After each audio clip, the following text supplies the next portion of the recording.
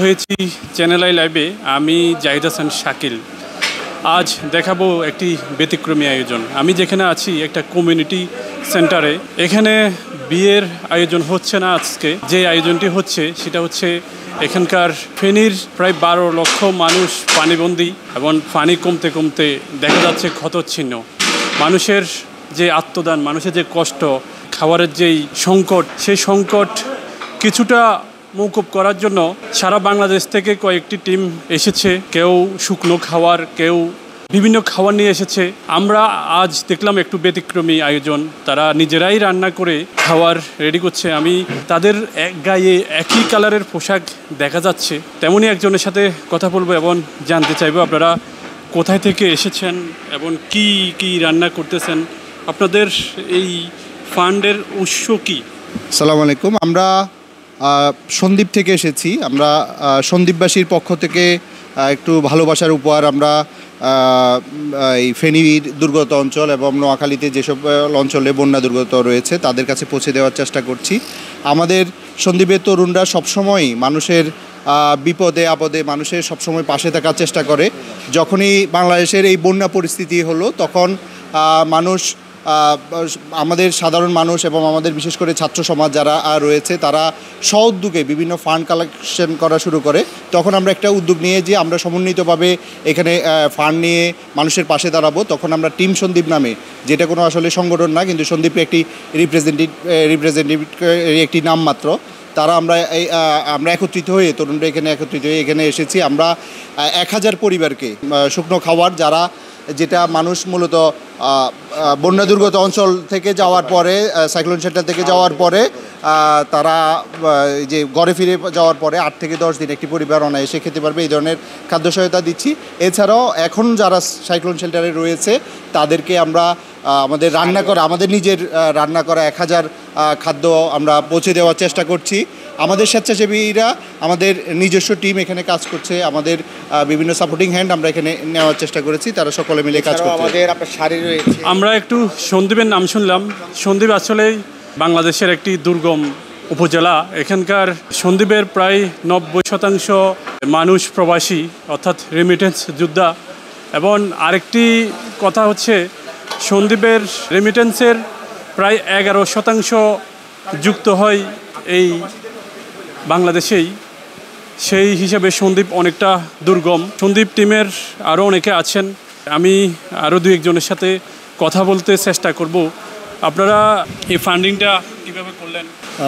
আসলে এই ফেনী এবং নোয়াখালী বন্যা পরিস্থিতিতে আমরা সন্দ্বীপের যারা আছি আমরা একটা উদ্যোগ নিই আমাদের সন্দ্বীপের সম্মিলিতভাবে।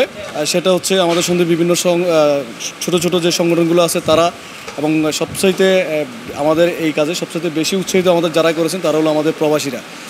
তো তাদের সহায়তায় আমরা একটা ফান্ড করি এবং আমাদের উদ্দেশ্য ছিল ফেনী এবং নোয়াখালীতে যারা বন্যা দুর্গত যে এলাকাগুলো এবং বিশেষ করে যেগুলো দুর্গম এলাকা, ওই দুর্গম এলাকায় আমাদের পক্ষ থেকে তাদের জন্য সহযোগিতা পাঠানো।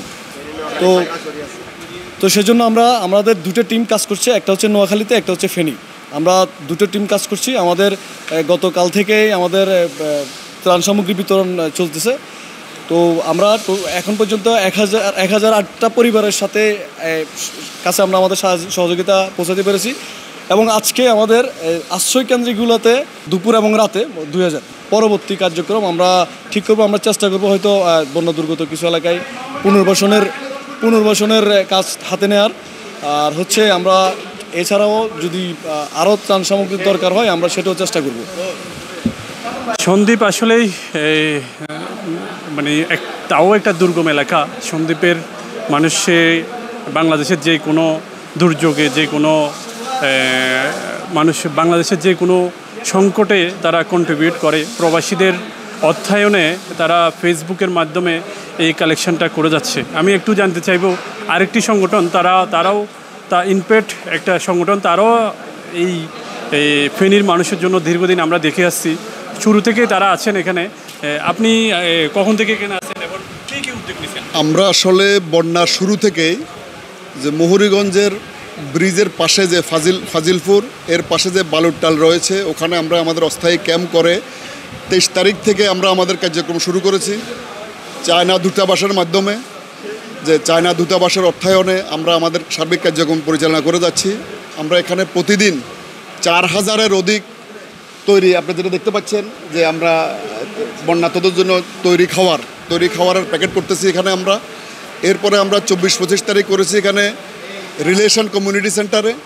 আমরা যেহেতু দেখতেছি এখানকার চাহিদা অনেক বেশি, এই কারণে আমরা এখানে আলিফ কনভেনশন সেন্টার, সালাউদ্দিন মোড় এটা নিয়েছি। তা আমাদের সমস্ত ফান্ডিংটা করতেছেন এই embassy of the people's republic of China, অর্থাৎ চায়না এম্বাসি করতেছে আমাদেরকে। এদের সহযোগিতা নিয়ে আমরা ফেনীর প্রায় প্রতিটি উপজেলাতে, রিমোট এলাকাগুলোতে যেখানে ত্রাণ পাঠানো কঠিন, আমাদের নিজস্ব যানবাহন রয়েছে, আমাদের স্বেচ্ছাসেবক টিম রয়েছে, এখানকার স্কাউট আমাদের সাথে সহযোগিতা করতেছে, জেলা প্রশাসক এবং সেনাবাহিনী আমাদের সাথে সহযোগিতা করতেছেন, পুলিশ সহযোগিতা করতেছেন। সবার সহযোগিতা নিয়ে আমরা প্রত্যেক দিন 4000-এর অধিক তৈরি খাবারের প্যাকেট এখান থেকে সরবরাহ করতেছি। আর পর্যাপ্ত পরিমাণ পানি আমাদের কাছে রয়েছে, যে এখানে এই মুহূর্তে পানির দরকার, পর্যাপ্ত পরিমাণ পানি আপনারা দেখতে পাচ্ছেন আমাদের কাছে আছে। এরপরে আগামীতে শুরু হবে আমাদের পুনর্বাসন কার্যক্রম। 5 জন ফ্যামিলি মেম্বার 1 মাস খেতে পারে এরকম একটা ফুড প্যাকেজ আমরা করব। এটাও 7-8 হাজার প্যাকেট হবে ইনশাল্লাহ। আগামী 2-3 দিনের মধ্যে আমরা এটা শুরু করতে পারবো। সন্দ্বীপের এটি ছাড়াও আরও অনেক সংগঠন এসেছে, তারাও সন্দ্বীপে গত 10 দিন ধরে তারা খাওয়া সামগ্রী বিতরণ করেছে এবং সন্দ্বীপের মানুষ এই ফেনীর দুর্যোগে দুর্গমে সাহায্যের হাত বাড়িয়েছে, এগিয়ে এসেছে। ফেনী থেকে এই ছিল আমার কাছে শেষ খবর।